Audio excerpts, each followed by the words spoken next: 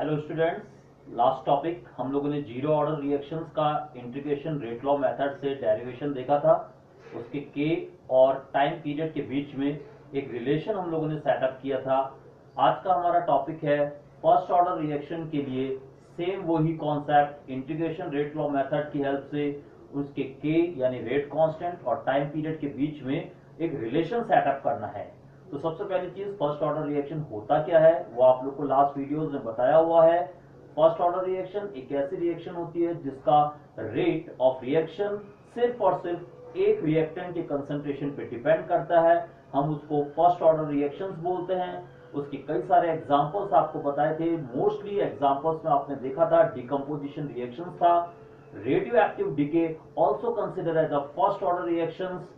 तो देखते हैं फर्स्ट ऑर्डर रिएक्शंस के लिए इंटीग्रेशन रेट लॉ मेथड से कैसे उसके रेट कांस्टेंट और टाइम पीरियड के बीच में एक रिलेशन सेटअप करते हैं।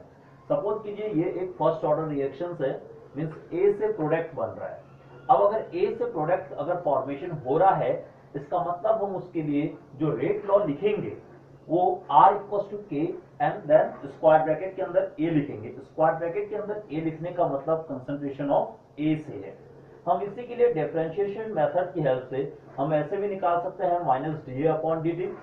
अब अगर ये दोनों वैल्यू आर की है, इसका मतलब के ए और माइनस डी ए अपॉन डी टी दोनों वैल्यूज इक्वल होगी। तो हमने इसको यहां पर लिख दिया k a equal to minus d a by d t. अगर हम ए को सेपरेट करते हैं यानी एक साइड लाते हैं, इस डी ए वाले टर्म के नीचे लाते हैं, ए को और डी टी को क्रॉस मल्टीप्लाई करते हैं, तो हमें मिला D A upon A equal to minus K D T. अब हमें क्या करना है, सेम उसी तरीके से करना है जैसे प्रीवियस वीडियो में हम लोगों ने किया था। इंटीग्रेशन करेंगे दोनों साइड। अगर हम इन दोनों का इंटीग्रेशन करते हैं तो आपको पता है 1 अपॉन एक्स डीएक्स का इंटीग्रेशन log x होता है। तो सेम वही 1 अपॉन ए डी ए का इंटीग्रेशन किया, log a आया। यहाँ पर k कांस्टेंट था तो k dt का integration t and c is the integration constant. तो हमारा ये फर्स्ट इक्वेशन फॉर्म हुआ log a equal to minus K T plus C. अब आप यहाँ पर ध्यान देना है हमें कि अगर हम टाइम पीरियड को जीरो लेते हैं, यानी कि अगर हमारा रिएक्शन स्टार्ट नहीं हुआ है, यहाँ t इक्वल टू जीरो का मतलब है रिएक्शन स्टार्ट नहीं हुआ है। अगर रिएक्शन स्टार्ट ही नहीं होगा तो रिएक्टेंट का जो कंसंट्रेशन होगा, जिसको हम स्क्वायर ब्रैकेट के अंदर ए से लिख के डिनोट कर रहे हैं, वो अपने ओरिजिनल यानी जो स्टार्टिंग में आप लोगों ने लिया होगा उसी के बराबर होगा। तो यानी रिएक्टेंट का जो कंसंट्रेशन है वो ओरिजिनल कंसंट्रेशन, हमने यहाँ ए के नीचे जीरो लिख दिया, यानी कि original concentration of reactant A, इसके बराबर होगा। तो अगर हम फर्स्ट इक्वेशन का यूज करते हैं, ए के बदले हमने ए नॉट लिख दिया, ए नीचे जीरो, टी के बदले हमने जीरो लिख दिया यानी कि रिएक्शन स्टार्ट नहीं हुई है। तो हमें सी का वैल्यू मिला, C equal to log A naught, यानी कि हम एल के टर्म में लिखते हैं, उसको अभी हम आगे जाके लॉग में कन्वर्ट करेंगे। तो एल एन बे सी ए नॉट, यानी कि जो सी का वैल्यू है वो हमें मिल गया लॉग ए नॉट के इक्वल। अब अगर हम इस सी की वैल्यू को फर्स्ट इक्वेशन में पुट करते हैं, फर्स्ट इक्वेशन यानी कि हमारा ये equation log a equal to minus K T plus C का वैल्यू हमने यहाँ पुट किया, आप देख रहे होंगे सी के प्लेस में हमने एलन ए ओ हमने लिख दिया ओरिजिनल कंसंट्रेशन। अगर हमें पता होना चाहिए, देखिए यहाँ पर हमें थोड़ा सा नॉलेज होना चाहिए, अगर हमारा एलन बेस ई है, इसको अगर हमें log बेस 10 में कन्वर्ट करना है तो हम 2.303 से मल्टीप्लाई करते हैं। तो एलन ई को log बेस 10 में कन्वर्ट करने के लिए 2.303 का यूज किया जाता है। तो यहाँ एलन को हमने कन्वर्ट किया, यहाँ कुछ नहीं लिखा है, इसका मतलब बेस ई है इसका, तो इसको कन्वर्ट किया हमने 2.303 log बेस 10 लगा दिया, यहाँ पर भी 2.303 का यूज किया।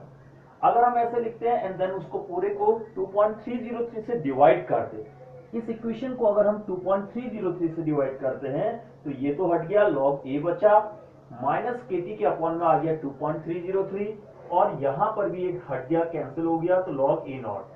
इसको सेकंड इक्वेशन लिया, इसका भी हम आगे यूज करेंगे, इसलिए हमने इसको एक सेकंड इक्वेशन लिख दिया, बॉक्स में लिख दिया, बहुत काम आएगा ग्राफिकल प्लॉट करने के लिए। उसके बाद अगर हम इनको इंटरचेंज करते हैं, यानी ए को एक साइड ले जाते हैं और टी को अलग साइड रखते हैं, तो हमारा टर्म बना, देखिए इस ए को हम इधर ले जाए और टी को इधर लाए, तो log a not minus log a equal to k t upon 2.303। Clear? And then we use the formula log a minus log b वाला फॉर्मूला आपने यूज किया। वी नो दैट कि भाई ये log a अपॉन b होता है, log a minus log b equal to log a upon b। तो वही फॉर्मूला हमने यहाँ यूज किया, तो log a naught upon a equal to kt upon 2.303 आया।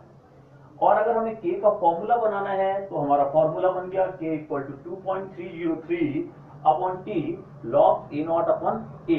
होप तो इतना क्लियर हो गया होगा। तो एक बार अच्छे से आप लोग शुरू से देख लीजिए, इसको नोट कर लीजिए कॉपी में, हमारा डेरिवेशन क्लियर हो जाना चाहिए। बहुत इजी सा डेरिवेशन था।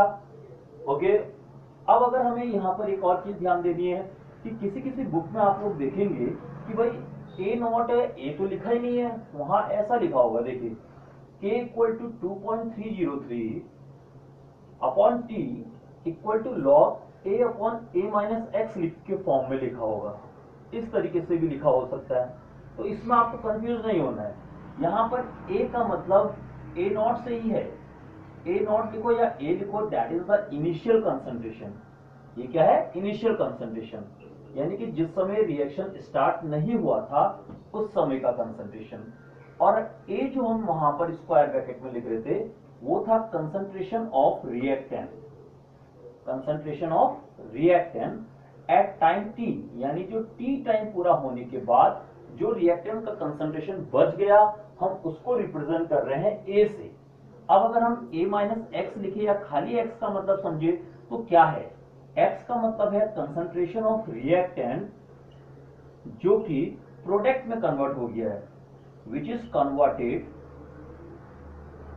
इनटू प्रोडक्ट, जो प्रोडक्ट में कन्वर्ट हो चुका है, जो प्रोडक्ट में कन्वर्ट हो गया है उस कंसंट्रेशन को x से दिखा रहे हैं।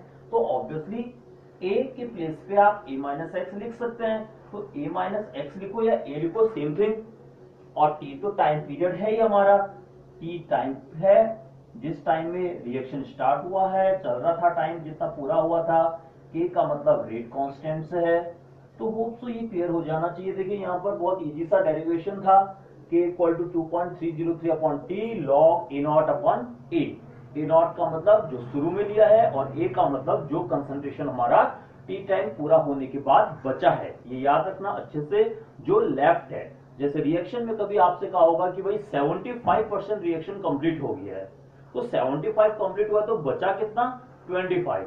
तो यहाँ a का मतलब 25% से होगा, जो लेफ्ट होगा। जैसे सपोज एक इजी टर्म में बोले कि शुरू में आपने सपोज कीजिए 10 ग्राम लिया है रिएक्टेंट और टी टाइम पूरा होने के बाद 5 ग्राम बचा है, तो 5 कन्वर्ट हो गया तो 5 ही लेंगे। अगर सपोज ऐसे लिखा हो कि भाई 4 बचा है, जो बचा है तो हम वो लेंगे। ऐसा नहीं कि जो कन्वर्ट हो गया 6 कन्वर्ट हुआ है तो 6 को नहीं लेंगे, जो बचा है, जो लेफ्ट बचा है उसको लेंगे। तो ठीक है बेटा, इतना क्लियर हो गया।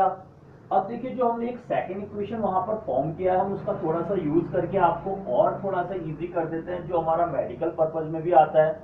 यहाँ पर आप देख रहे हैं, देखिए एक इक्वेशन हम लोगों ने फॉर्म किया हुआ है, सेकंड इक्वेशन, हम इसी का यूज कर रहे हैं। डायरेक्टली हम यहाँ लिख दे रहे हैं। देखिए आप इस इक्वेशन को y equal to M x plus c से कंपेयर करिए। y equal to M x plus c क्या होता है? हमने लास्ट वीडियो में भी बोला था, y equal to M x plus C is equation of straight line. Mathematics में इसका यूज किया जाता है। अब अगर हम उन दोनों को कंपेयर करें तो देखिए y के बदले तो क्या आ गया? log a आ गया, ठीक है। c के बदले आपने देखा ये कांस्टेंट वैल्यू होगा, स्टार्टिंग में जो लेंगे वो तो कांस्टेंट होगा। अब अगर हम इस k के x के प्लेस पे देखें तो देखिए क्या आ रहा है? माइनस k अपॉन 2.303 और t के बदले x। यानी कि अगर हम कभी ग्राफ प्लॉट करें किसके कंपैरिजन में? log a वर्सेस टाइम के बीच में अगर हम एक ग्राफ प्लॉट करते हैं तो हम लोग को क्या मिलेगा? देखिए एक ग्राफ प्लॉट करके हम यहाँ पर शो कर ही देते हैं। log a वर्सेस t के बीच में अगर ग्राफ प्लॉट करते हैं तो आपका ग्राफ आएगा इस तरीके से, जिसका जो स्लोप होगा दैट इज माइनस के अपॉन 2.303। इसका जो स्लोप आ रहा है वो नेगेटिव स्लोप आ रहा है इस तरीके से, जिसको आप टेन थीटा की हेल्प से कैलकुलेट भी कर सकते हैं। आपको पता है टेन थीटा भी एक वे होता है स्लोप कैलकुलेट करने का। तो बेटा बहुत इजी सा एक डेरिवेशन हमारा, इसके लिए प्लॉट क्लियर हो गया। हमने ग्राफ भी देख लिया। इस ग्राफ का भी कभी कभी क्वेश्चन आ जाता है, स्लोप की वैल्यू पूछ लेते हैं, तो इसमें आपको कंफ्यूज नहीं होना है। होप तो क्लियर हो गया होगा, ठीक है ना? इसमें कोई डाउट वाला कॉन्सेप्ट नहीं है। एक चीज हम आपको और बता देते हैं जिससे कि आपका जो डेरिवेशन का या कभी कोई न्यूमेरिकल आए तो वो आप बहुत इजीली कर सकते हैं। जैसे कभी किसी क्वेश्चन में लिखा हो इस तरीके से, जैसे मैं यहाँ एक एग्जांपल आप लोगों को इजी सा लिख रहा हूं, a reaction 25% of reaction 25% of reaction is complete in 10 second calculate के की वैल्यू निकालिए कहा हुआ है।